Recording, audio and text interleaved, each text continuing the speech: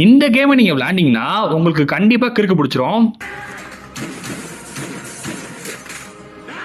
முக்கியமான விஷயம் இந்த 3 கேமே மொபைல் கேம் தான். இந்த கேமோட பேர்லாம் பார்க்கறதுக்கு முன்னாடி, நீங்க பார்த்துட்டு இருக்கிறது டாடி சோம். பார்க்குற 5000 பேர்ல ஒரு 5 பேராச்சும் ஃபாலோ பண்ணிட்டு பாருங்க. ஃபர்ஸ்ட் பார்க்க போற இந்த கேம்ல, இந்த சட்டி மண்டையன நீங்க புடிச்சு மேல கொண்டு போகணும். இன்கேஸ் தெரியாம கீழ விழுந்துட்டீங்கன்னா, நீங்க மொதறது மேல ஏறணும்.